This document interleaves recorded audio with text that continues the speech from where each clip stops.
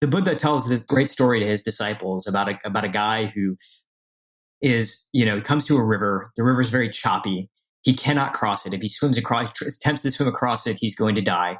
So he spends months building a raft, right? Building a robust enough raft that will get him across the river. And so he finally does. He builds this really heavy, robust raft, gets across the river, gets to the other side. And then the sort of almost parable or the riddle that Buddha puts to his disciples is like, okay, so now he's got this raft, but he knows the rest of his destination is on foot. So what does he do? Does he leave the raft, or does he pick this raft up and carry it on his head? And the disciples are all like, well, of course he leaves the raft behind. He doesn't need it anymore. And the Buddha's whole point is, yeah, but the way we live our lives is we all have a lot of us have this raft that we've sort of built, and now we feel like we need to carry it with us. And that raft doesn't necessarily need to represent bad things. It can, abusive relationships, past situations where we felt really hurt and we just have a really tough time letting go. But oftentimes that raft can represent good things. It can represent a law degree. It can represent, a success that we feel like now we have to build on top of that, or that in some ways that linearly needs to connect to whatever we do next. But in a lot of ways, what it's doing is just shackling us down. I'm Srini Rao, and this is the Unmistakable Creative Podcast, where you get a window into the stories and insights of the most innovative and creative minds who've started movements, built thriving businesses, written best-selling books, and created insanely interesting art. For more, check out our 500-episode archive at unmistakablecreative.com. Doing creative work can be kind of lonely, and that's why we built the Unmistakable Listener Tribe. The tribe is a community for professionals to connect and support each other. Everything is designed to help you grow your business and share what's working and what isn't. And that's true whether you're a business owner or an artist. You'll get access to feedback, live conversations with guests, and so much more. By joining the tribe, you become part of a community of creators who all support each other, and it's completely free. Hopefully I'll see you there. Visit unmistakablecreative.com/tribe to join. Again, that's unmistakablecreative.com/tribe. Suneel, welcome to the Unmistakable Creative. Thanks so much for taking the time to join us. Srini, it's great to be here. Thanks so much for having me. Yeah, it is my pleasure to have you here. So I actually contacted you because I came across your book, Backable, The Surprising Truth Behind What Makes People Take a Chance on You. And I remember very distinctly seeing it on Amazon when it was ready for pre-order. And I was like, when the hell is this thing going to be available? And then I saw Neil Strauss put out a tweet about it, and I bought it right away. And I think I tore through it in like maybe less than 2 days. And I emailed you right away and said, you have to come talk to our audience. This is about more than venture capital. Like, creatives need to hear this. Yeah. But before we get into all of that, I want to start by asking what I think is a very relevant question. That is, what did your parents do for work, and how did that end up shaping and influencing the choices that you have made throughout your life and your career? Yeah. So both my parents are engineers. They both worked at Ford Motor Company for over 35 years. My mom is really, in a lot of ways, one of the foundational stories of why I decided to write Backable. And I think in a lot of ways, just kind of what's defined, her path has very much defined our career. When I say my brother Sanjay and me, she grew up in a refugee camp right on the border of Pakistan and India. And she had this really unlikely dream, which is that she wanted to be an engineer with Ford. And, she'd read Henry Ford's biography and said, that's what I want to go do that. And people laughed at her, but her parents got, behind the dream. They saved every penny they had and got her on a boat where she came to the United States. She got a scholarship to Oklahoma State University.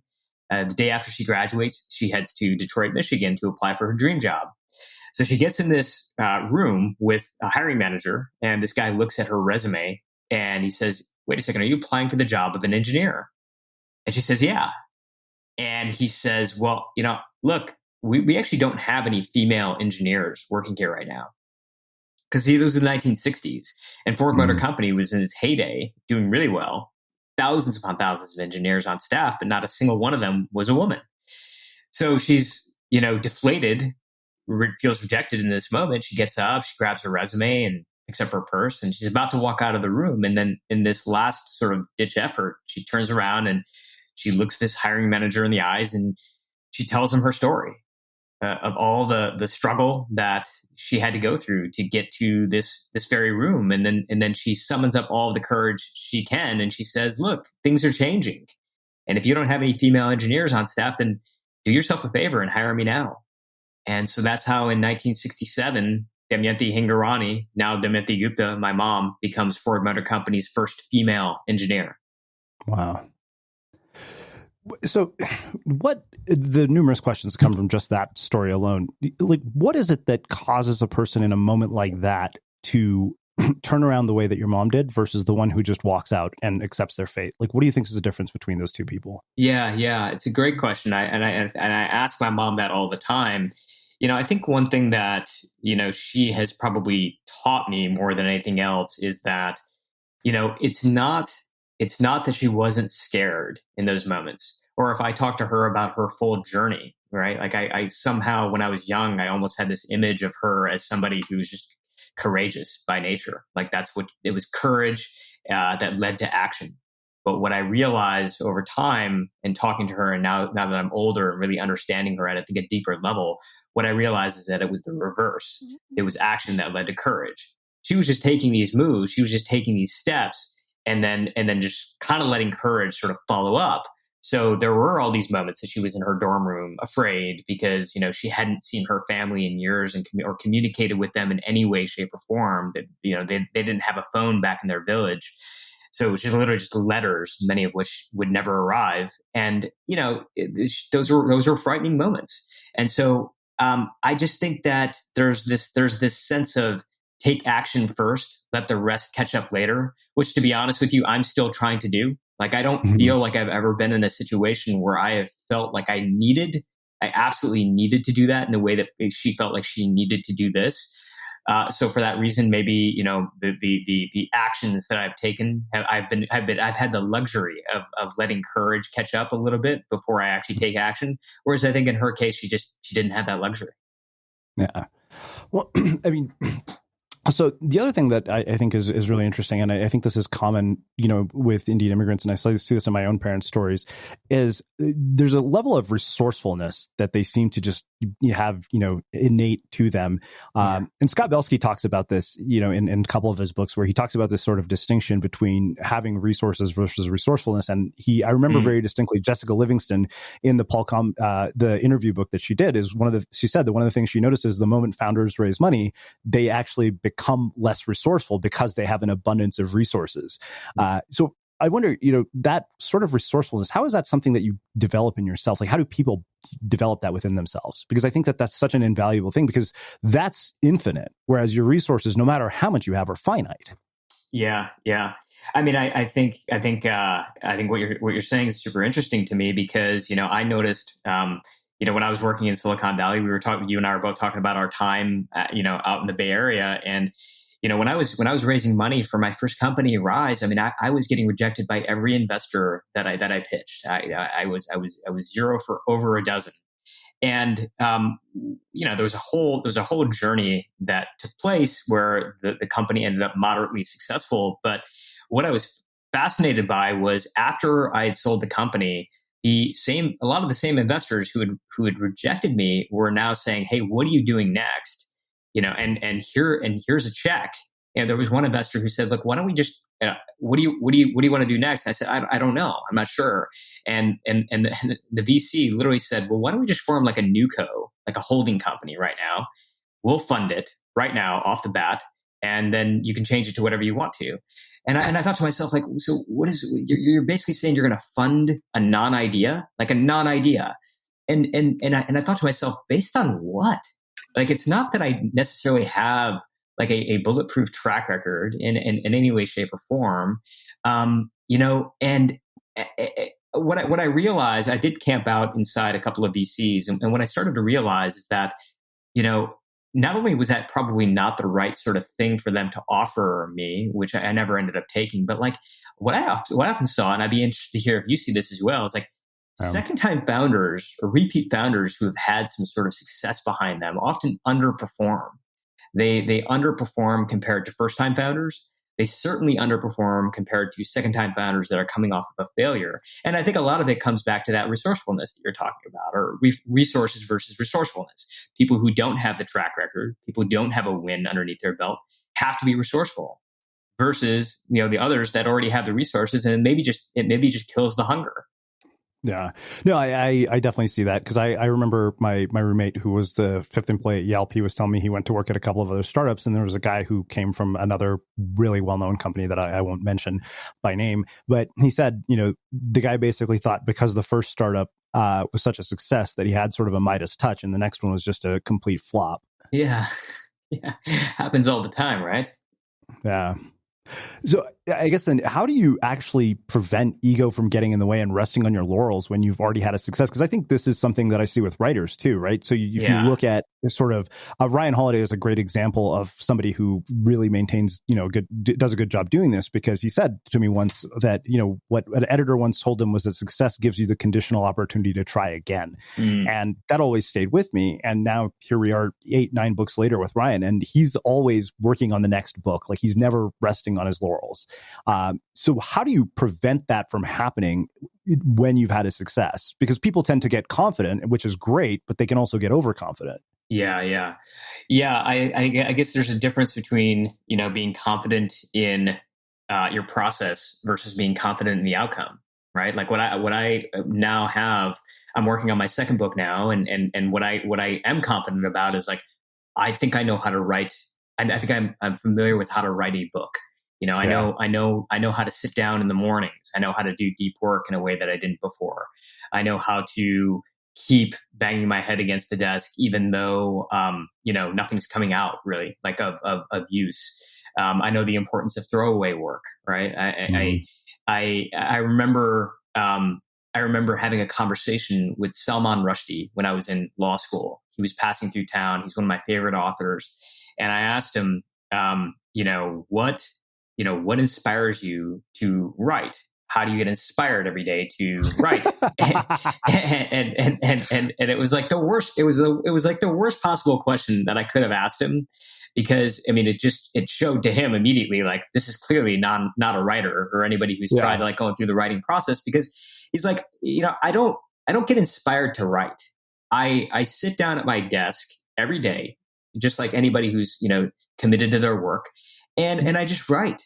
I write. He's like, I almost have like the, in terms of hours, I almost seem like an accountant more than anything else. Like sit down at 9, I write for about 8 hours until 5 o'clock. And he's like, the vast majority of what I write is unusable. Right? It goes in the trash bin, but like every day there's like a pearl, right? There's a pearl. There's something that's usable. And what I do for a living is I take these little pearls and I string them together into paragraphs and eventually chapters and eventually books. That's what I do for. This episode of The Unmistakable Creative is supported by Command Line Heroes. Command Line Heroes is a podcast that tells the epic true tales of developers, programmers, hackers, geeks, and open source rebels who are revolutionizing the technology landscape. And Season 7 is available now. This season, Command Line Heroes explores a pivotal year, 1995. It was the start of the dot-com boom, but a lot of things had to come together for the internet to succeed. Meet the internet class of 1995. Did you know that long before you could hop on GoDaddy to grab a domain name, there was a woman you'd have to call? Elizabeth Jake Feinler was the keeper of all domains, and episode 1 of the season features a conversation with the woman herself, now in her 90s, about how she managed the internet and how her team needed to create the DNS.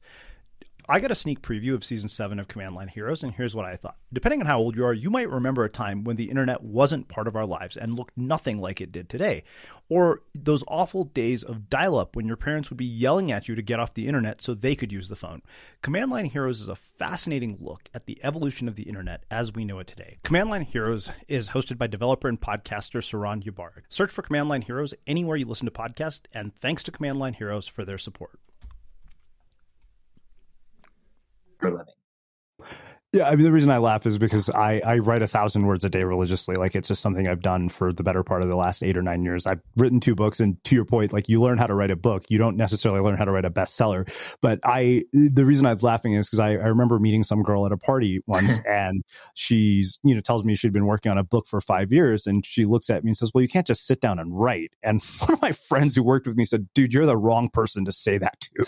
And I literally looked at her, I was like, yeah, that is the biggest bunch of bullshit I've ever heard, which is not a polite thing to say to somebody you've just met. So needless to say, I didn't rub her the right way, but it was fascinating that, we looked at that. But let's actually go back. But I'm curious about that real quick though. So you sit down, you said you write 1,000 words every day. Yeah. And does that take you just different amounts of time? Is it It varies. I mean, there are days, well, it depends on, whether I can get into a flow, like if I'm doing deep work, if I'm not distracted. Yeah. Some days I can do it in 30 minutes and I'll produce gold in 30 minutes. Other days I'll do it for an hour and a half and have nothing but garbage. Like the way I describe it is you're shoveling a mountain of shit for an ounce of gold. Yeah, that's totally true. That's totally true. But I am fascinated though, because I have heard people saying like 3 hours no matter what, or 2 hours no matter what. But I like the idea of like 1,000 words no matter what, because it does. Well, I think it holds more accountable. Well, Julian Smith was the one who turned me on to that idea. And Julian Smith had one of the most popular blogs on the internet when he told me about that. And I thought, okay, you know what? He's written 2 bestsellers and he has one of the most popular blogs on the internet. I will do that. And within 6 months of starting that, I ended up self-publishing a Wall Street Journal bestseller. So when you get a result like that from a behavior, you kind of are like, okay, I'm never going to stop doing this. Yeah. Do you ever, are there ever times just to fulfill the quota that you're just continuously writing your screen? Fuck.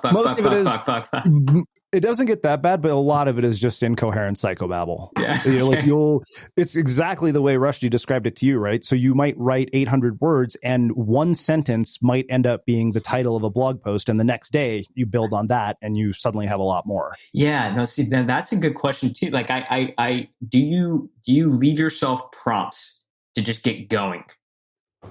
So I don't read myself prompts, but what I do is I read for anywhere between 45 minutes to an hour before. So, for example, if I'm reading your book, I'll take a quote from the book and that quote will be my prompt. And this is, psychology for anybody who wants to know. I learned this from Sean Acor's book, The Happiness Advantage of all places. So, there's a concept called success accelerants, and where he talks about the fact that your brain makes progress towards a goal based on the perceived distance to that goal. And what happens when you use somebody else's quote is it shortens that perceived distance. So you're able to get some momentum going. And if you're reading, you're kind of making, connections in your head and, connecting dots and all of that. Yeah, no, that's totally right. Are there books that you kind of go to as like, are you always reading new stuff, or is there a book or two that you kind of go to for? It's a mix, but there's definitely a few that I keep on the shelf like at all times, and I'm looking at it right now. Pretty much anything by 50 Cent and Robert Greene, Ryan Holiday books, anything by Seth Godin, Cal Newport stuff, and then a few sort of life philosophy books. I don't even remember them. I read The Wealth of Nations recently. Stephen Pressfield. It's just kind of I think really what it is it's kind of what I always describe. I always say like trying to write without reading is like trying to cook without any ingredients. Yeah. No, it's so true. By the way, Pressfield, I've always admired his work. Like I love the War on Art. But what I didn't realize is how connected the Legend of Bagger Vance was to the Bhagavad Gita. Yeah, I remember that. Well, yeah, I remember watching the movie and just, honestly, not liking it all that much. And then someone told me that like the book is so much better and also just deeply connected to the Gita. And I'm like, no way. And I went and read it recently, and it's like it blew my mind. Have you read it? Well, you know what? Not the Legend of Bagger Vance, but I actually did read the Gita, and I read a bunch of books related to it. Yeah. It turns out the Lion King is also based loosely on the Bhagavad Gita, like some of the themes. I did not know that. Fun facts. Well, let's get back to your growing up, because this is something I always have to ask people who are raised by immigrants, particularly Indian immigrants, because we haven't had a similar upbringing. What was the narrative about careers around your house? I mean, you became a lawyer, obviously. So was it, hey, doctor, lawyer, engineer, or did you actually get advice to go and do something different? I think it definitely was around lawyer, doctor, engineer for sure. But there was always sort of a sense of, I guess in my house, there was always, because of my mom's story, a sense of like, it could be that and something else. Like it could be like, go make your mark somehow. Right. And don't feel like you need to follow the norm. I have, so my older brother is 10 and a half years older than me. And so, Sanjay was a practicing physician in suburban Michigan when I was going to college. And he was very good. He's so, he's a surgeon. He got a great program and got a great role. And he was inherently, I think, just unhappy. I mean, unhappy with the idea of like, this is going to be it. This is what I'm going to be doing. And he was very interested in the idea of like healthcare and news. And he was interested in the idea that you could tell stories in a way that was just, much broader than what he was doing every day inside like the waiting rooms. And so, I still remember one day he comes back to the house and we were all having breakfast and he's like, I wanna go see if I can apply for a job at CNN, right? Zero on-air experience, zero journalism experience, but he's like, this is what I want to, this is something I would like to do. And I remember thinking to myself, like, oh, how are my parents really going to react to this? And I think my dad was a little less like, he was a little more uneasy about the whole thing, but my mom was like, go do it. Just, go give it a shot. And not only that, like, it was like, I'm now going to hold you accountable for giving that a shot. You just shared something with me, and now like you're like, I'm going to be on you about this. And so he does, and he becomes CNN's first chief medical correspondent, Dr. Suneel Gupta. And so I think that kind of mentality was sort of, I think welcomed in our house more so maybe than I think some of my friends who grew up in immigrant households, which is like stay the lane, stay the path. Totally. Well, so I guess on that note, a lot of parents are listening to this. Based on how your parents raised you, what would you tell parents who are listening to this about their own children? I mean, you're a father too, you mentioned. So, how's that impacted the way you're raising your kids? Yeah. I mean, I play a little game with my daughters every morning. We've been doing this really ever since the pandemic began, and they're both like, started homeschool. And so I asked them, and one's 8 and one's 4. And I asked them, what is the meaning of life? And they say to me, to find your gift. And I say, well, what is the purpose of life? And they say, to give it away. And it's all based on a quote from Picasso, one of my favorite quotes, but I love playing this little back and forth with them. My father had a emergency triple bypass surgery when he was not much older than me. And, it was like we caught it in the nick of time. And had we not, like, I just don't know I don't think he would be here with us right now. And so I think about that because, like, what do you, especially now, like, you can't take anything for granted. What do you want to leave them with? For me, like, the answers to those two questions is a very important thing for me to leave them with. I think when it comes to giving our gift away, both finding our gift and giving it away, I think that the advice that I try to give myself and try to stay true to is like, it's very tempting to want to give them a map. Right? Mm-hmm. It's very, very tempting to want to say, if you do this, then you will get this. From there, you go there. Here are the steps, and here's what the first step looks like, and here's what the last step looks like.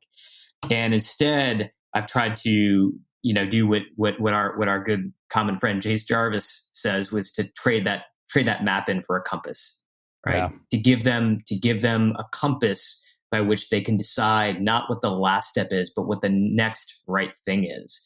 And I think that's very much a function of not just examining the way the world is, but being able to like tune into yourself and figure out what it is you want. And also a function of realizing that your last step may influence your next step. It may inform your next step, but it doesn't have to determine your next step. I love that. Yeah, I mean, we had this guy, Steven Shapiro here, who wrote a book called Goal-Free Living, which literally flies in the face of everything I'd ever heard in personal development. And he said something that just stayed with me. And he said, you want to choose a direction rather than a destination. And I thought about that. I was like, wow, that actually opens up so many more possibilities for where you could end up. Because I remember, at Berkeley, it was very clear, like it was just sort of, hey, here are your majors, here are the potential career paths that each major leads to. And I was like, wow, in the span of 4 years, we've narrowed down the possibilities for our life into doctor, lawyer, engineer, management consultant. Yes. And I think that it's, to a certain degree, it's fine because you have to choose something at that age. I think that like we are sort of in a position where we're asked to choose something. I think the tricky thing becomes, or at least where I've seen the real pain set in, is when you then get 5 to 10 years down the line and you feel like what you've done in the past, predetermines what you have to do in the future. I mean, I'm about 10 years out of law school now. I went to my 10th year reunion, and I met, some former classmates who seemed perfectly happy with what they were doing. But I also met some who seemed perfectly miserable with what they were doing. And, Yeah. and there was a good friend of mine who, we went and grabbed drinks afterwards, and I was talking to him, and he's like, man, I'm not happy. And I'm like, well, why don't you go do something else?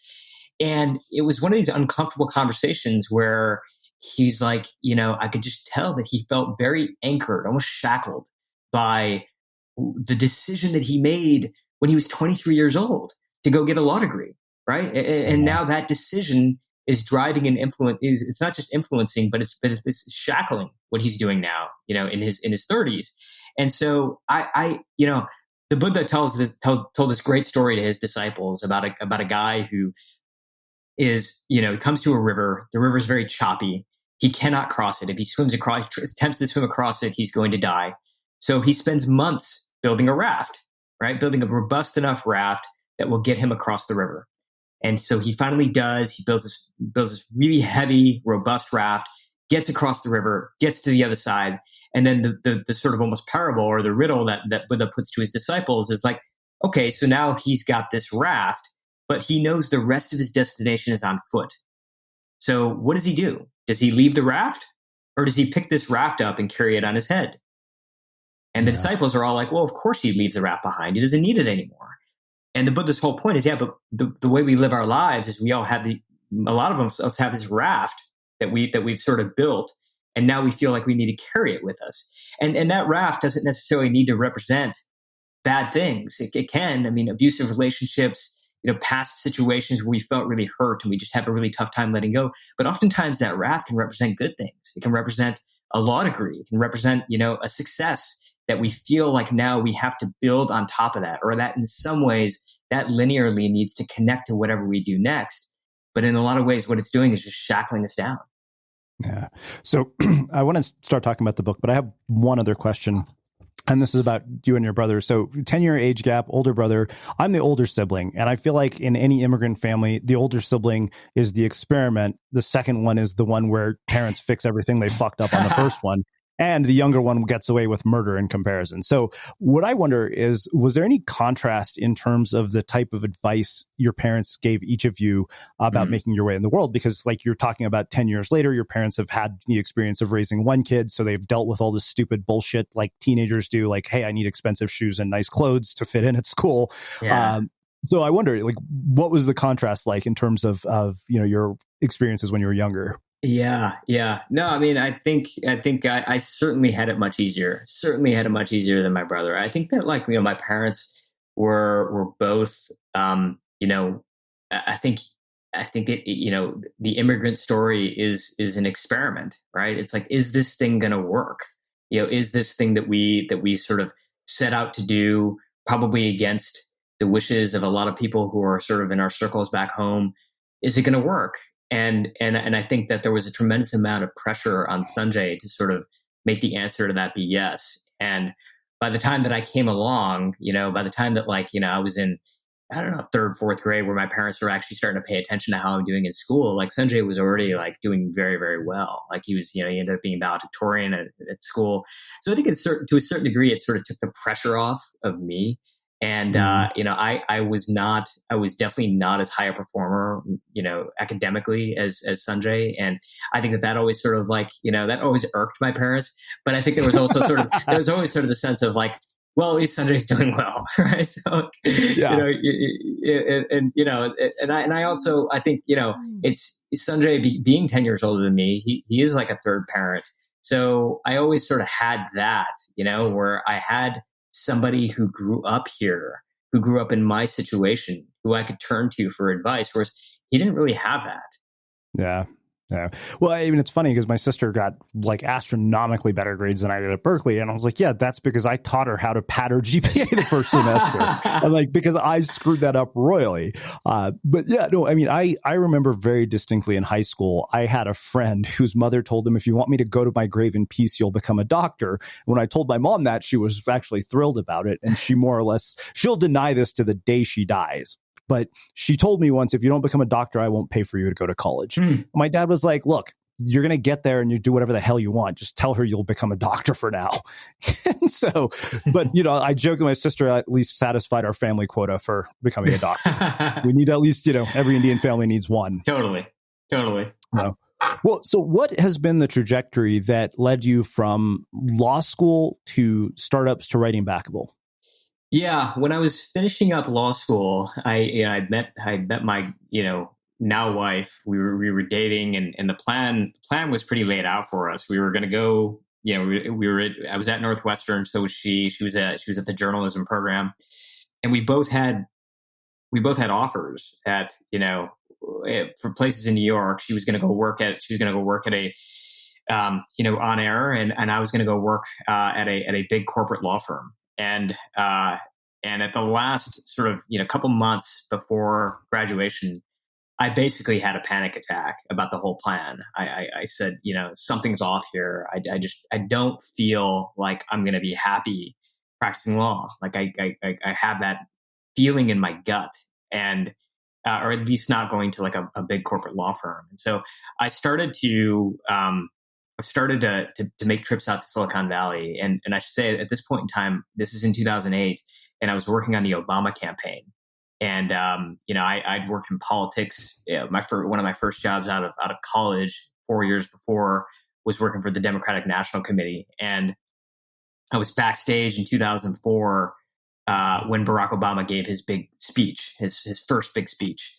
And I saw, while it seemed like the world was watching him, I was watching the world, because I got this sort of backstage view, and I watched this like tidal wave of energy rip through the crowd.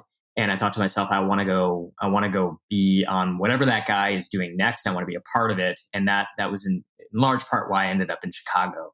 And so I kind of used this idea that I was working in politics to connect with other people who were excited about this intersection of tech and politics. And one of those people was Reid Hoffman. And I through a few introductions, finally got my way into a meeting with him, where I said to him, look, I don't want to go practice law. He's like, I don't blame you. and I said, I'd love to come out here, and I'd do whatever. I'll, sweep floors if I need to. At that time, he was working at he'd founded LinkedIn, but he was a chairman of Mozilla. And he's like, I think based on sort of your political interests and your interest in tech, this might be a really cool place for you. And so I started to, I went and visited Mozilla, and what I found was like a group of just activist programmers, like people with this just almost renegade sort of attitude about like, hey, we can change the world, even though we're completely understaffed over here, even though we're a nonprofit, we can go head to head with companies like Microsoft. And I love that. It was intoxicating to me. And so I begged them for a job, and I ended up landing something. And it was sort of on the legal, it was skewed towards the legal side of the company. And at that point, we had one lawyer in house, and the idea was I would help him out. But I found myself just spending all my time on the other side of the small building, which was with the designers and engineers, like asking what they were up to and asking questions. And eventually that sort of led to me helping out with a feature that we shipped. And someone said, hey, maybe product management is your thing. And so I took on another feature, and I shipped that. And eventually I just became a product manager inside. And that's how I cut my teeth. Wow. So I love the fact that you took this sort of lateral move. So a couple of questions come to mind. One, what parts of your legal background were you able to apply to being a product manager? Because I think people often tend to write off their skills. Because I saw this with a woman in one of our coaching programs, and she told me, she was like the marketing director for the American Marketing Association. I was like, wait a minute, you probably know more about marketing than all of us here, and we're teaching you. You should be teaching a workshop to us on this. But I think people often discount skills from their past because they think they're useless. Yeah. And so how do people take inventory of, tangible skills that are relevant to what they're doing, even though they might not realize? Because it seems like that's exactly what you did. Yeah, it's a really good question, and I certainly do, and I certainly apply things that I learned in the past, even though they weren't required. They weren't sort of like, to be a product manager at Mozilla, there was nowhere in the job description that you need to have a law degree. But one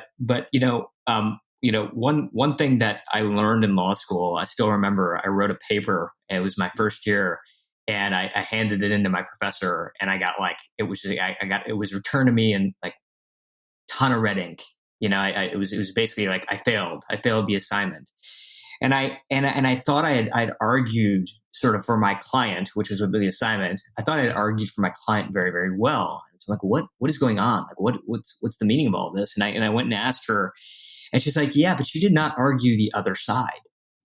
You did not point out what the other side was likely going to say and what your answers to that were. This is basically 50% complete.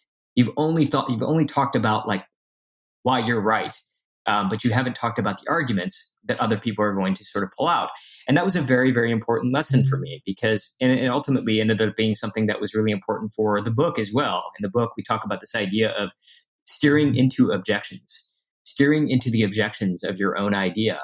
And it was in law school that I really learned that, which is like, you can get really, really excited about your own point of view. And this is especially true for product management. You get excited about a feature, you get excited about an idea, you get excited about something that's creative.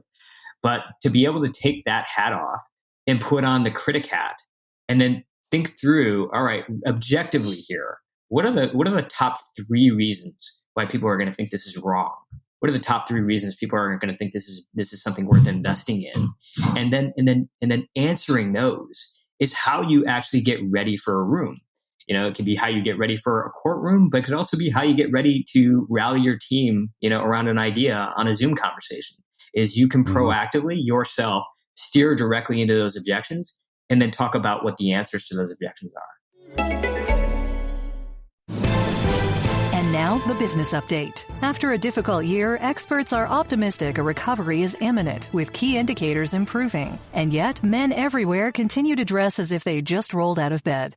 The economy is ready to bounce back. Are you?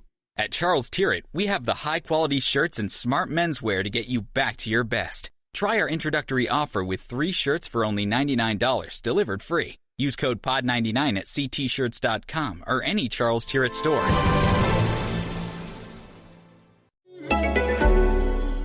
This episode of The Unmistakable Creative is supported by RemoteWorks, a podcast that tells extraordinary stories of teams that made the shift to flexible working.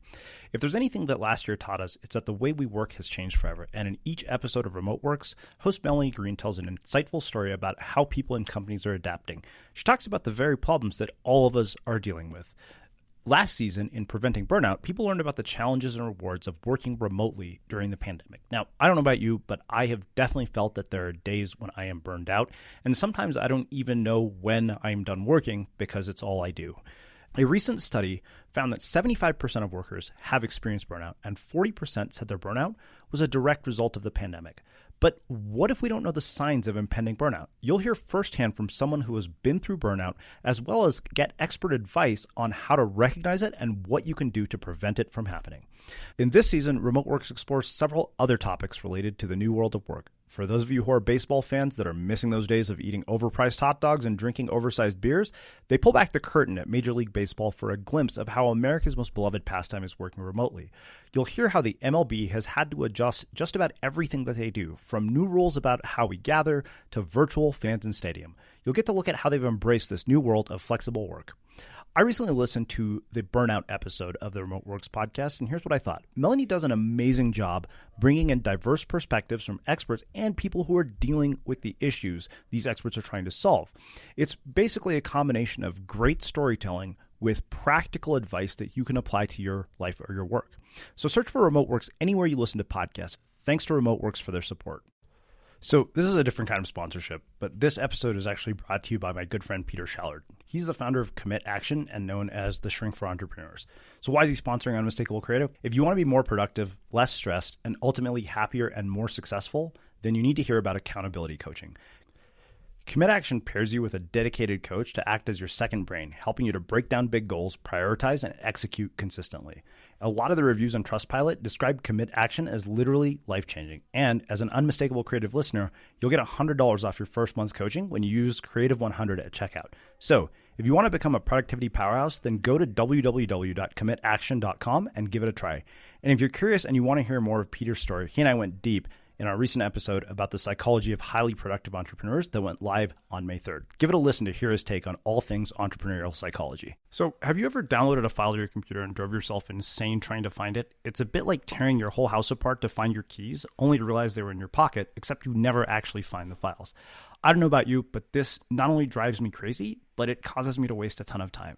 No matter how many Dropbox folders you set up or how you organize your files, somehow the system just falls apart. You kill your productivity just looking for stuff. So a few weeks ago, I learned about a new tool that helps you organize everything in one place and find the content you need 10 times faster. It's called Charlie.ai, and it automates your ability to organize files and find them. And now I use it for everything, from storing invoices to contracts, and I can find whatever I'm looking for in seconds. And in the spirit of transparency, I love this product so much that I asked the marketing director at Charlie if she'd bring me on as an advisor. Charlie.ai is like a real-life assistant for your content, but with the power of AI. And you can try it for free at charlie.ai/podcast. Again, that's Charlie, spelled CHARLI.ai/podcast. Yeah. Well, let's get into the concepts in the book. And I think I emailed you and I told you right at the beginning, why I liked the book so much was because I felt like it was so relevant to my own story. I went from being the guy who got fired from every job to being a guy who raised a round of venture funding. Yeah. And on my first attempt, which was, a stroke of luck if there ever was one. But, so one of the things you say at the opening of the book is that people who change the world around them aren't just brilliant, they're backable. They have a seemingly mysterious superpower that lies at the intersection of creativity and persuasion. When backable people express themselves, we feel moved. When they share an idea, we take action. What moves people isn't charisma, but conviction. Backable people earnestly believe in what they're saying, and they simply let the belief shine through, whatever style feels most natural. And what that reminded me of was something that Chris Sacca said to Tim Ferriss on the Tim Ferriss podcast. You might remember this. And he says this in every speech that he ever gives. And he said that when he invests in a founder, the one thing they all have in common is that they believe that their success is inevitable. And so I wonder, and I felt there was a lot of overlap between what you said and what you said there. And I've asked a handful of people this. Do you think that is something that is inherent or something that people can develop, that belief that their success is inevitable? I think that it's something that can be developed for sure. There's no doubt that certain people just sort of come up with ideas and sort of have this feeling of inevitability. And, I think that like that doesn't always end well, right? And I think no. I would argue that some of it ends badly. I mean, we're thinking about sort of the Fire Festival. We're thinking about certain situations like WeWork, right? Theranos. Yeah. Like I think that there, Elizabeth Holmes talks a lot about conviction, but what's that conviction really based on? I think for those of us that don't have the ability to come up with an idea and have this almost ability to look others in the eyes and say, I 100% believe in that. I think the vast majority of us can't do that. The vast majority of people who are high integrity can't do that. And so you develop that conviction. And I think you do that in different ways. We talk about a bunch of different ways in the book. I personally like to write my ideas out. I like to, one of the things we found is that when you look at sort of the way that ideas are shared, even inside big companies, and why great ideas get killed inside companies, what we found is that like, a lot of those ideas don't get killed inside formal conversations. They don't get killed inside conference rooms. They typically get killed inside very casual conversations in the hallways, in parking lots, when we tend to sort of blurt out the idea before we're actually ready. We blurt it out before we actually have conviction. And then what ends up happening is we sort of look around and we don't get the reaction that we're necessarily looking for. And so we kind of dismiss it immediately. We put it in a mental drawer and we sort of walk away. And it happens all the time because new ideas are fragile. And we tend to be pretty fragile when we have new ideas. So what backable people tend to do is they almost catch themselves in that moment and they do a little decision tree. Like, is this an idea that I have high conviction for or not? Like one way to think about it is like, is this a peanut M&M or is this a chocolate M&M? Like a peanut M&M, you can squeeze on it and it's not a piece of metal, but it's not going to crack immediately. Whereas a chocolate M&M, you squeeze it just a little bit and it cracks. If it's a chocolate M&M, then don't share it in that moment, right? Like Jerry Seinfeld has this saying. I think he actually brought it up on the Tim Ferriss show recently, which is like, don't share that day's material, no matter what. right? No matter what, do not share what you wrote that day with anybody because it's still very fragile. Backable people tend to sort of take this incubation time to put the peanut inside. And again, getting back to like how I personally like to just write out my ideas. I like to start free form writing, and I try to follow a couple of ground rules that I've learned from backable people on like what to do when I'm writing this out. One is that you want to be able to wander. You want to let yourself wander. One way to think about it is like when you're starting to come up with like a new idea, you want to fall in love with the problem, but you don't necessarily want to fall in love with the solution.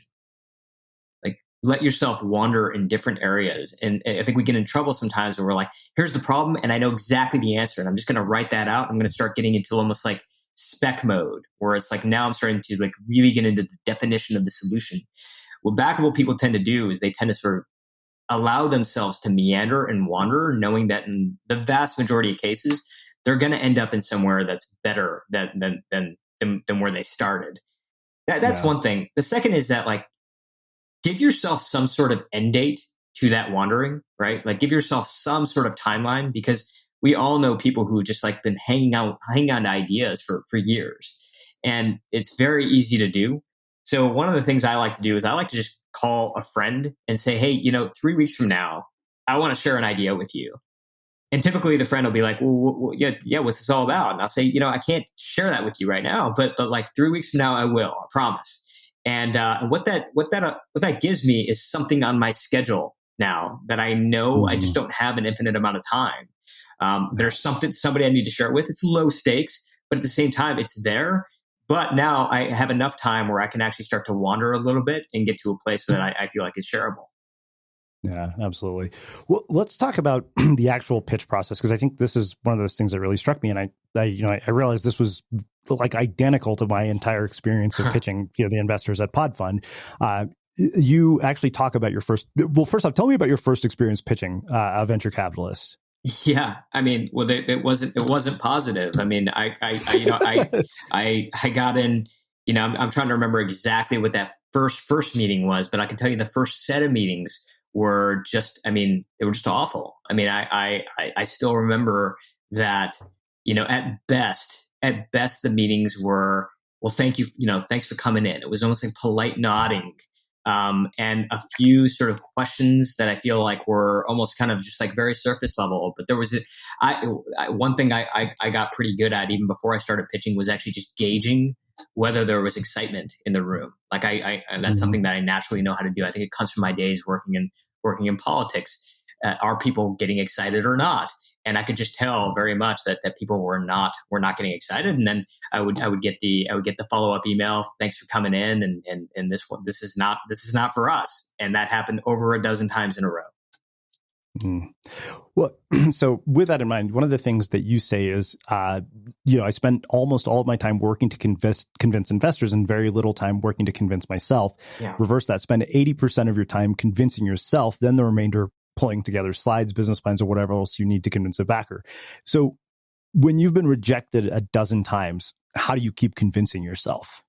Yeah, I mean, so for me, I had not spent that time really convincing myself. One of the things that I think I see founders do, and I certainly did this as well, is like I jumped straight from idea mode into presentation mode. Right? I literally said, wouldn't it be cool if? So the idea that I had was a one-on-one health coaching service. And, so you get matched up with a private, personal nutritionist right over your mobile phone. And, this is 2012 when I came up with the idea, early 2013 when I started sharing this around with investors. So, pretty early in sort of the telemedicine space. And so there wasn't a lot of precedent for what we were doing, but I was excited about the idea, but I wasn't convinced. Like I hadn't done the work to really build conviction around the idea. I hadn't really taken it out to customers. I hadn't really sort of figured out how this was going to work, the nuts and bolts of it. Yeah, I hadn't done the work to say, I'm ironclad on like why I believe this is going to work. Instead, I kind of shifted from, hey, like I can totally see how this will look on a mobile screen. Let's get some screenshots together. Let's pull together a pretty pitch deck. And so I skipped a step, which is again like I skipped straight from idea mode into presentation mode. I would have been much better off spending 80% of that time that I spent in presentation mode, building slides and getting my narrative together, I'd have been much better off spending that 80% really kind of convincing myself, like asking myself the tough questions. Well, why is this? And steering into the objections of like, well, how do you compete with like a Weight Watchers? How do you compete when ad space is so expensive when you talk about weight loss? Things like that, asking questions like that and coming up with answers to those, even if those answers weren't perfect. Then shifting maybe 20% of my time into creating some decent looking slides, and then going in and pitching investors.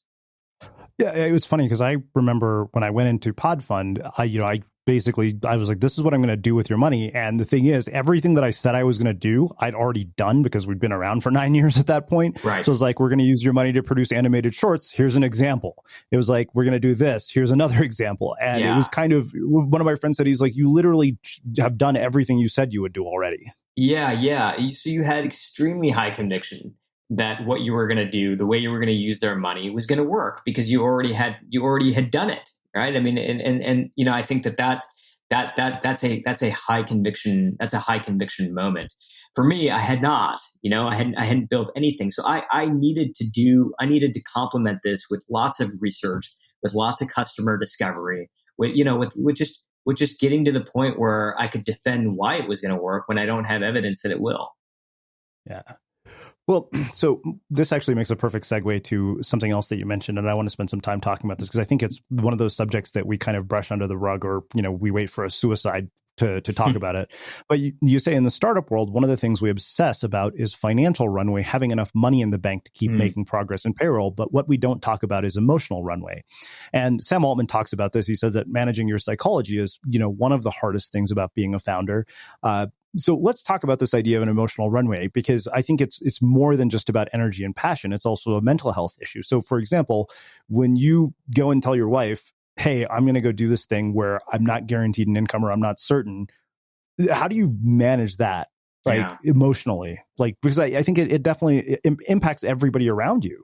Yeah, no, absolutely. I mean, I think you're right. We don't talk about it enough. And I think that, I think it's a huge discussion. I think one of the first things that I learned is to choose an idea or choose a project where no matter what the outcome really is, win or lose, you're not going to look back on that time and feel like it was a waste, because what it was to you was something that just really truly lit you up, right? It was something that you felt, so strongly about that, of course the outcome matters, but you weren't doing it for the outcome. I remember when I was leaving Groupon, because I was at Groupon for the 3 years before I started my own company. And, I joined Groupon before they had raised their Series A, and I left after it was a public company. So I'd seen this just insane sort of growth and ups and downs. But my whole world was focused on e-commerce. And I knew leaving the company that I wanted to go be an entrepreneur, but all of my ideas were focused on e-commerce. I literally like this business school style spreadsheet of ideas.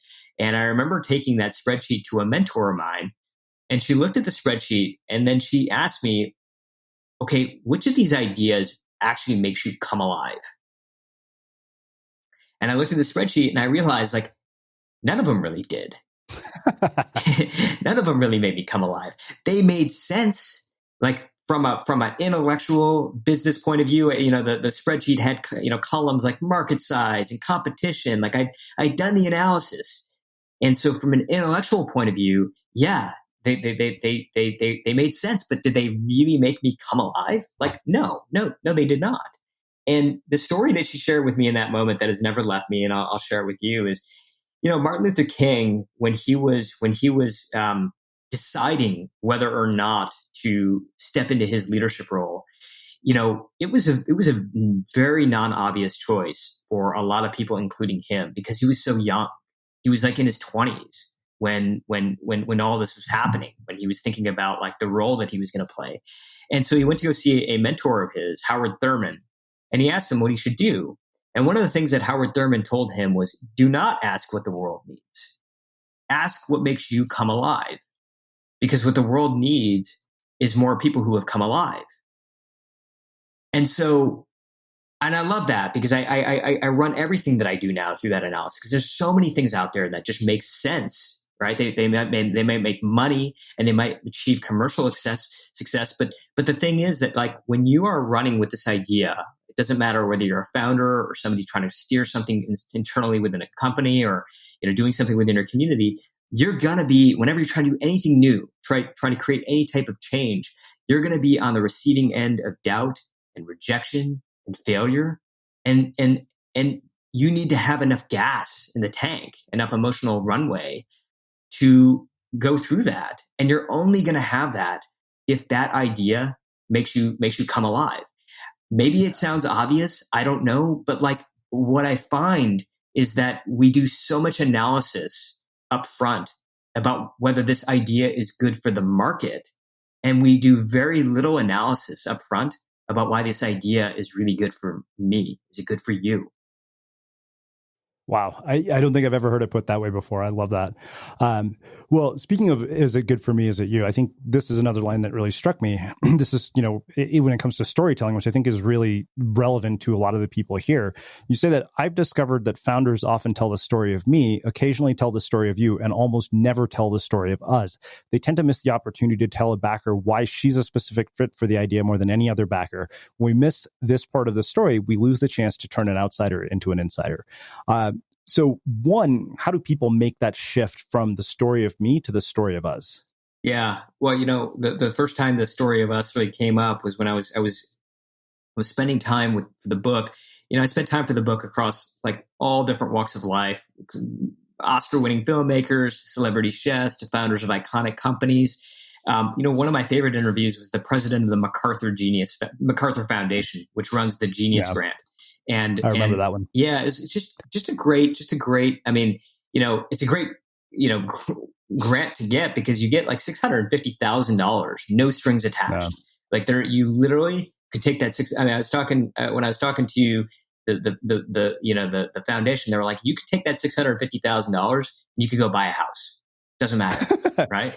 So that was on my list of things to do, is to apply for a MacArthur grant, because I know they fund a lot of podcasts. Like they do a lot of stuff with NPR. And I remember looking at that thinking, okay, I have it stored somewhere in my walling as one of those, back burner projects was MacArthur grant. Yeah. Now you reminded me. So I'm going to have to push it up. No, hey, I mean, go apply, because it just sounds like such a phenomenal sort of thing. And I just as a side note, I'm like, buy a house? What do you mean? Like, wouldn't you want them, like, if you're going to give somebody $650,000 because they have an idea, they have a passion, wouldn't you want that money to be sunk into put in the passion? And they said, like, no, if you go buy a house, maybe that takes sort of the mental load off, where you can then focus on your passion. We're not going to micromanage how you spend that money. Like, go, it's yours, no strings attached. So it's a pretty phenomenal thing. Lin-Manuel Miranda, creator of Hamilton, is a Genius Award recipient. But one of the things that the president of the foundation said to me that I can never forget is that if you are already on a clear path to success, that might actually make you a weaker candidate for the grant. Not a stronger candidate, but a weaker candidate. And I was like, why? And he's like, well, because what we want to do is we want to be able to make a mark on your journey. We want to know that we made a difference. And ultimately, I mean, he was speaking to me from the perspective of the foundation, but isn't that, like, as human beings, like if there were, like, just a couple of defining qualities of who we are and what we want, everybody, isn't that one of them, which is to know that somehow we made a difference, somehow we made our mark. And if you think about the way that a lot of us sometimes will go into a room, oftentimes we feel like we have to go into a room with an idea that feels bulletproof, right? Where it's like, we have every answer. We have everything figured out. We just want you to say yes, or we just want you to write a check. But in doing that, we sort of miss out on this opportunity to tell the story of us, right? The story of me is my idea, my resume, my project, my vision. But the story of us is how my story and your story come together to tell this larger story. So the story of us is hey, I've got like 90% of this figured out, but there are a few missing ingredients. And as it turns out, you have been doing this podcast, Srini, where you've done over 1,000 episodes. You know exactly how this is done, and that's exactly the piece that we're missing. And that's why we think we would make a great team. Like having you join us, having you support us, having you be an advisor for us. That's the story. That's the story of us. And like this is a fundraising thing, but it's really a human thing. I mean, if you pay attention to like the way the neuroscience sort of shakes out, like the IKEA effect, for example, shows us that we value something that we build up to 5 times more than something that we simply buy off the shelf. And so by going in with all the answers, you're making someone into a buyer. You're saying you are buying my thing. But if you go in with not all of the answers, with the opportunity to tell a story of us, you're turning them into a builder. You're saying, let's build things together.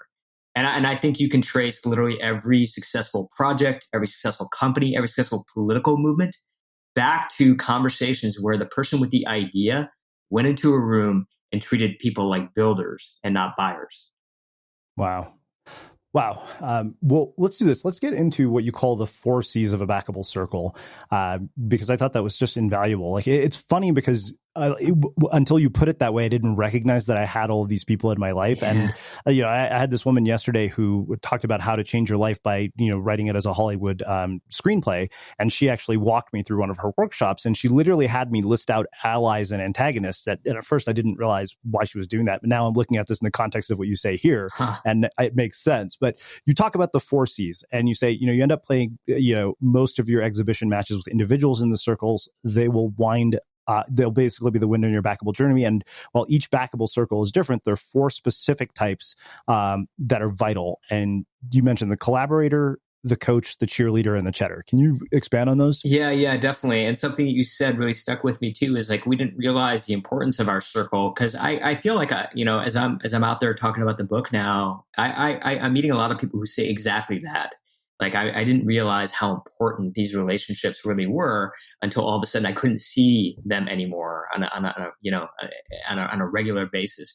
I just a couple of years ago, I'll tell you this story real quick, and then we'll get into the 4 C's. I took a trip to Bhutan. So this is before the pandemic, and Bhutan measures its progress in a way that no other country does. They look at what they call gross national happiness, which they pay attention to GDP, they pay attention to economic growth, but they consider all that stuff to be a factor that leads up into a much broader, larger, more important metric, which is really the happiness of their people. And they've spent the past 50 years trying to define that and iterate on how to measure that. And some incredible things have happened as a result. Like, for example, it's one of the only countries in the world that's carbon negative. They actually produce more oxygen than they consume. And I remember getting off the plane and feeling like I was breathing for the very first time. The air is so fresh. And they know that contributes very much so to the happiness of their people. And so it becomes protecting the environment is a top priority for that reason. But one of the things I just wanted to share with you real quick is when I was there, I had a chance to spend time with the research team, the people who collect all the data. And I asked them, when you're out there having conversations with people, is there one question that you could ask that gives you a pretty good sense of someone's happiness? And they said, yeah, as a matter of fact, there is. And the question is, if you were in trouble right now, who could you call and know with 100% certainty that person would be there for you? They'd be available for you. And they believe people who have a clear answer to that question have a much higher likelihood of being happy. But there's a twist. And the twist is, whose list are you on? Who could call you and they know with 100% certainty that you would be there for them? And they believe that the answer to that question is just as important, if not more important. So in other words, it's not just a one-way line. It's a circle. It's maybe perhaps what we've always known, which is it all comes back to community and people.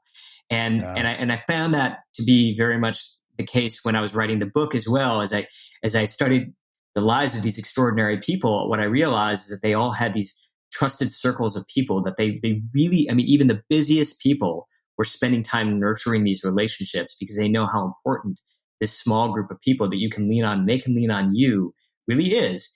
And so, yeah, when I was trying to figure out, like, okay, so who are these people? What I realized is that some themes were beginning to emerge, and that there were 4 different types of personalities that backable people tended to have in their circle. And I call these the 4 C's. So the first is your collaborator. And your collaborator is, you really, when you're with this person, you feel like you're in a Second City jam session with them. Like, they're using words like yes, and they're building on top of your idea. It's very collaborative in spirit. And so that's your collaborator. The second is your coach. And your coach is different than your collaborator, because while your collaborator is thinking about whether your idea is good for the market or for the company or for the community, your coach is really the person who knows you intimately well enough to help you understand, is this idea good for you? Like, is this idea something that you're going to want to go run with for the next 3 to 5 years? It gets back to this emotional runway that we talked about. Like, does it fit you? I bring my wife ideas all the time, and she's like, that's a great idea for someone else, right? Like, you're not going to want to run with this thing. This isn't going to be something that you're going to have the juice for in 3 years. You're excited about it right now, but you won't be then. And so your coach is really important. The third is your cheerleader. And your cheerleader is pretty self-explanatory, might sound kind of sappy, but we all need somebody who we can call. And no matter what, they're going to give us that last bit of energy we need before we walk into a room. Well, one of the people that I profiled for the book was Ellen Levy, who Fast Company magazine named the most connected woman in Silicon Valley. So she's got members of Congress in her Rolodex, and she's got Fortune 500 CEOs. But I asked her, like, who do you call right before you walk into a big moment, to a big meeting, a big pitch? And she said, that's easy. I call my mom before those moments. So your cheerleader. And then the fourth, which I think is the least appreciated, but I think probably the most important, is your critic. But I like to call this person your cheddar. And the reason I call this person your cheddar is because if you've ever seen the movie 8 Mile, Eminem is surrounded by a circle of friends throughout the film. And they're all kind of building him up for the most part. But there's one friend named Cheddar who's constantly sort of poking little holes in his ideas, almost kind of like always pointing out the foil to the plan. And, and what we realized through the film is that it's really Cheddar that gets Eminem ready for the stage. And it's so important because I think we all have a Cheddar in our life. This is somebody who has our best interest at heart. We know that. And yet they're not afraid to point out our blind spots. They're not afraid to tell us why something doesn't make sense. And I think the vast majority of us tend to sort of push that cheddar away, right? It's kind of the conversations are kind of annoying, so we don't want to have them. But what I noticed amongst backable people is they tend to embrace their cheddar. They tend to pull that person in because they know that it's cheddar that's really going to get them ready for the room.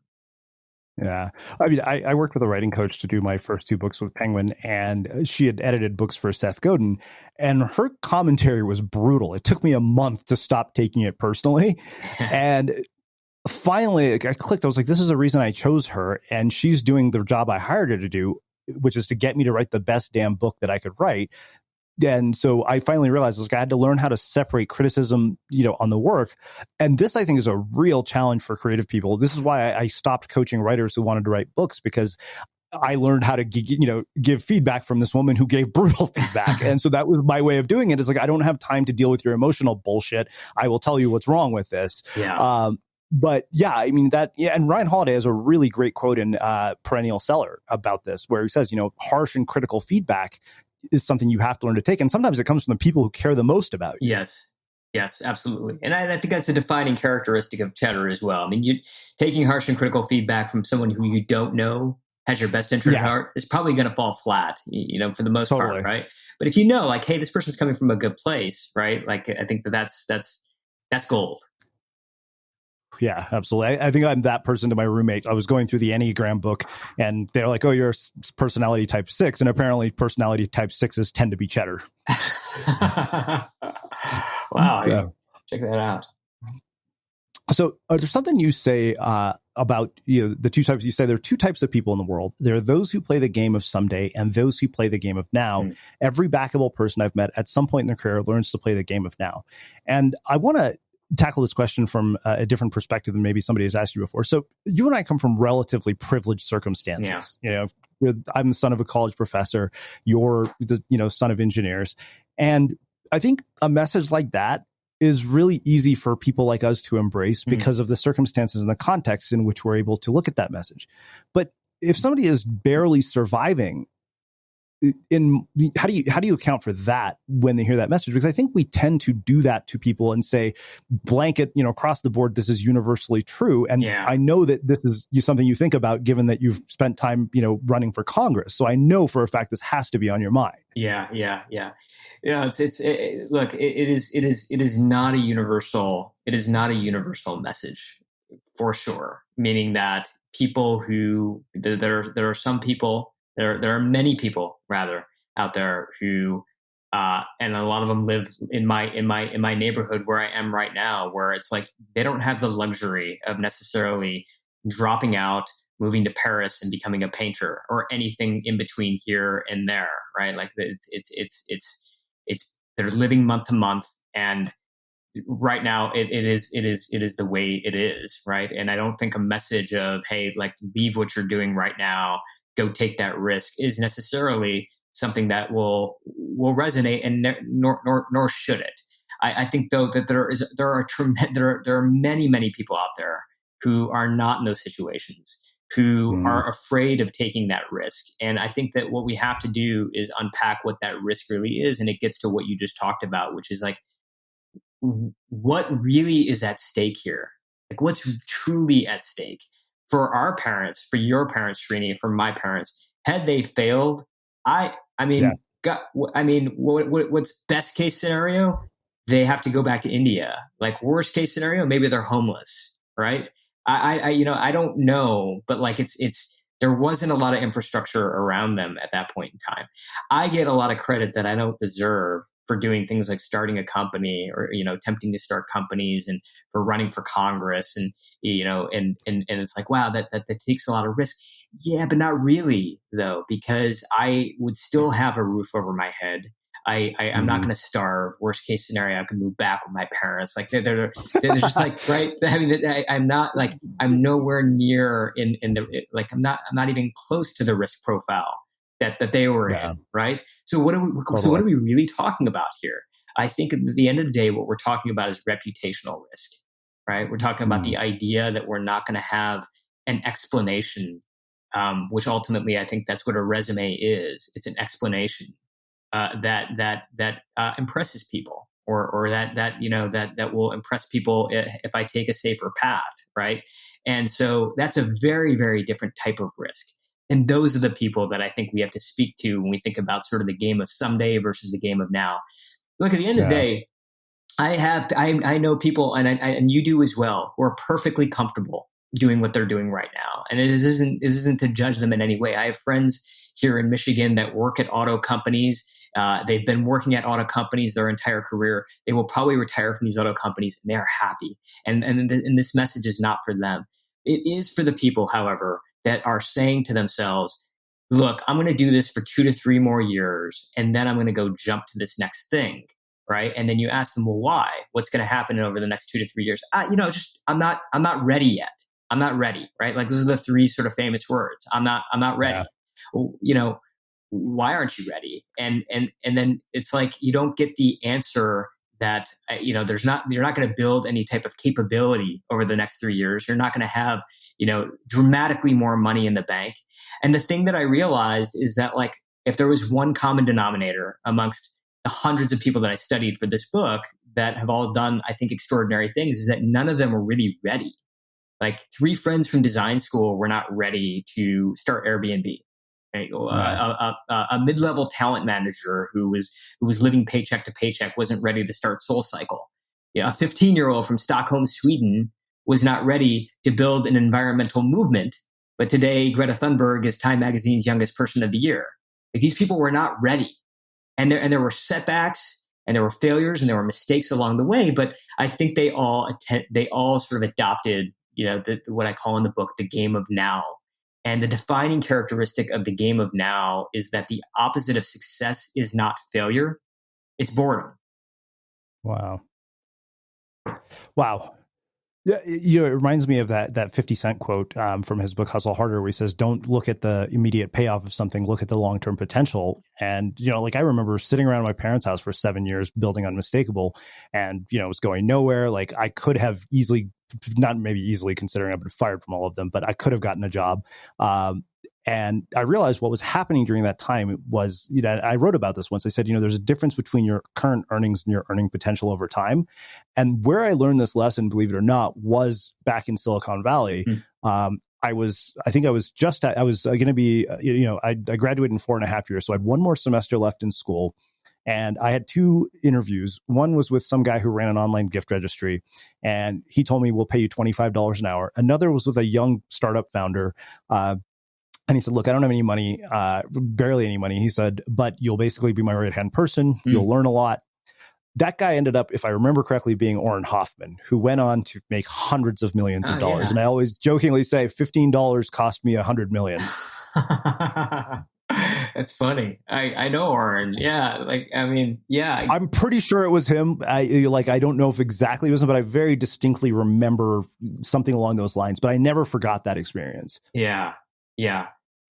No, I love that. I love that quote. And you were asking me in the beginning of the interview, like, what do I want for my kids? I think it's that, right? I think it's the ability to say, like, let me look at the long term. And again, like, that there's privilege to that for sure. Yeah. For sure. There's privilege to that, because I hope that, I'm not going to have, my goal is not to get to FU money, but my goal is to be able to get them the ability to say, yeah, I can take some risk, and go chase a couple of things that maybe I otherwise wouldn't have chased, and go commit to those.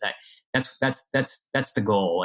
And I would hate for them to feel like they can't take those risks, or they want to take the safer path, even though the other path is one that just makes them come alive. Yeah. Well, I'm so glad you brought up the FU money term, because I wanted to ask you, you've sold startups now, you've been, you've had this book come out. So by, most measures, you're successful, financially, probably, I'm guessing you're doing pretty well. Has your definition of success and wealth changed as a byproduct of that? Yeah, in a lot of ways. I think, like, I guess I'm just no longer, I guess at a certain point in time, I started to think to myself, I have enough. There was a feeling of enoughness, and it wasn't a lot. But I'm just, it wasn't a lot. Like like my startup did fine. We I guess in baseball, sort of, we hit like a double. And it gave me enough. It gave me enough cushion to have the luxury to be a writer, and to, start making some money off of, some slow money off of what comes off of writing books, which is not a lot, but that complemented with what we have is, going to be enough for us in a place like Michigan. And so then the question is, can I get over my FOMO of looking at my former colleagues who are out in Silicon Valley, like just making, like, a lot of them making a killing, and feeling like I'm being left out, right? And I guess the way that I guess my mindset has shifted is, no, I think that I have enough. I have enough to be able to kind of just do what it is that I want to be able to do. I have enough to spend my days the way that I want to spend my days. And that in of itself is just the richest reward. And it's not to judge, because I think we all have to figure out what our own definition of success is. Coming back to Bhutan, the reason that I revere a country like Bhutan isn't because I think they have it all figured out, but it's because they had the courage to be able to say, well, I know every other country is defining success in a certain way. Let us define it the way that we want to define it. And I think that we have to do that as individuals, is to say, yeah, there's a lot of people who define success in that way. I need to figure out how I define it. And for me, it's very much at the, as Seth Godin would say, it's very much at the verb level and not the noun level, right? The verb level being, what are we actively doing every day? Like, what's the action that's happening at the day-to-day level? rather than the noun of saying something like, well, I'm a venture capitalist, or I'm the founder of a company that's doing really well. I want to write. Like, I just want to write. That's what I want to do. And that to me is success. Yeah. I love this idea of enough, because we had a woman named Manisha Thakur here, who was a financial advisor, had billionaire clients, and she said, like, that's the one thing we're lacking, is a definition of enough. And I remember in Ryder Carroll's book, he talks about goals, and he specifically talks about financial goals. And he says, if you don't know why you want $1 million, he said, then it's an empty goal. And I remember thinking about all the things that I needed money for. And when I actually came up with the number, I was like, wow, this is so much lower than I actually thought. Yeah, exactly. Yeah, no, I feel exactly the same way. And I have a family as well, and I want to make sure that they're taken care of. But I think if you really sort of, and I think that, like, for me, being on completely the same page as with my partner about this, and just making sure that she and I completely see eye to eye on what it is that we need and what it is we don't need. It's freeing, man. Like, at the end of the day, like, I'm in my early 40s now, and it's like the thing that I think about more than anything else is freedom, right? Just freedom to be able to do what you want to be able to do. That matters to me so much more than anything else. Yeah. Yeah, no, I absolutely love that. So it's funny you mentioned sort of the comparison, because I was literally writing about this morning, about why getting everything you want won't ever make you as happy as you think it will, because your reference groups keep changing. Yeah. And I realized the only antidote to this hedonic treadmill was just being aware of it. Like, you actually are never going to get over that, is what I realized. I was thinking to myself, because this as an author, right? You get a book deal from being a blogger or having an online presence, and your reference group is now published authors. And if you're at an imprint like mine, where everybody is like Seth Godin, Ryan Holiday, you go from being a blogger who got a book deal to being the redheaded stepchild of your publisher. Yeah. And then it just gets back to, like, why do you want to be a writer, right? Do you want to be a writer? Do you want to be a writer because you want to be known as a writer? Or do you want to be a writer because you want to write? You're sitting down and you're writing 1,000 words every day. Like, you would not be able to sustain that if at the end of the day, what you were trying to do is create bestsellers. Right. Like, one of the reframes that I had over the past couple of years is to turn my to-do list into a to-learn list. Like, what do I really want to learn? Right. And for me, I really wanted to learn how to become a better writer. I think I could spend the rest of my life really trying to learn how to become a better writer. That's what I think about when I sit down at my desk every day. But if my goal, I can tell you this right now, if my goal was I want to write a best-selling book, I never would have written Backable. I never would have written it. Because I would have every day I would have sat down and I've been like, this is terrible. This is terrible. This is terrible. I never would have published anything. I never would have shared anything out. But I was like, I want to learn how to be a better writer. That's my goal. And so therefore I have to write, and therefore I have to put it out there in order to get the feedback that I need in order to improve. Absolutely. So I have two final questions for you. There's one question and one story I didn't want to get out of this interview without having you tell our listeners, and it was about how your parents met. That probably was one of my favorite parts of the book. Yeah.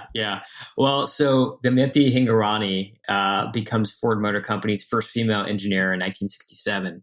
And then ironically, she's into her job, and she's driving around Ann Arbor, Michigan, and her car breaks down. Okay. And so she knows how to look at an engine. She pops the hood and she's looking at it. She's inspecting it herself, and she realizes, like, she's missing a part, like one of the parts is shot. So she walks to a phone booth in town, and she opens, because they had phone booths back then, and she opens up the phone book. As one of those phone books, it's attached by that wire to the phone. Those. Yeah. And she looks up the most common Indian name that she can think of. And guy answers the phone, and she asks for that guy. And as it turns out, that guy's not home. But the guy who answers the phone says, like, that's my roommate. He's not home. And that guy was my father, the guy who answered the phone. And so he wasn't home. His roommate was home. And so my father and my mom struck up a conversation. He goes down, he helps her with her car. And as they say, the rest is history. I love that. Well, I have one final question for you, which is how we finish all of our interviews with the Unmistakable Creative. What do you think it is that makes somebody or something unmistakable? I think it's gosh, that's such a good question. I think we all are more of a fingerprint we think we are. I think we are all very unique. And I think that it takes a lot of self-reflection to understand what that is. I think, I very much subscribe to the idea that we are sort of born with certain gifts, and we have responsibilities to those gifts. We have to figure out what those are, and we have to share those. And when we don't, we feel off. And I think other people feel off around us because we're not sharing who it is that we are. And so I think somebody who's unmistakable is somebody who has done the work to really tune into what those gifts are, and then is actively sharing those gifts with the world, giving them away. Amazing.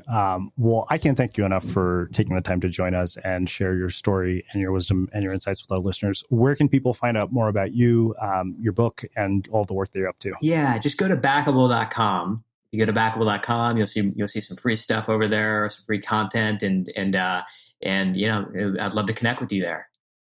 Awesome. And for everybody listening, we'll wrap the show with that. Thank you for listening to this episode of the Unmistakable Creative Podcast. While you were listening, were there any moments you found fascinating, inspiring, instructive, maybe even heartwarming? Can you think of anyone, a friend or a family member who would appreciate this moment? If so, take a second and share today's episode with that one person, because good ideas and messages are meant to be shared. And now, the business update. After a difficult year, experts are optimistic a recovery is imminent, with key indicators improving. And yet, men everywhere continue to dress as if they just rolled out of bed. The economy is ready to bounce back. Are you? At Charles Tirrett, we have the high-quality shirts and smart menswear to get you back to your best. Try our introductory offer with 3 shirts for only $99, delivered free. Use code POD99 at ctshirts.com or any Charles Tirrett store.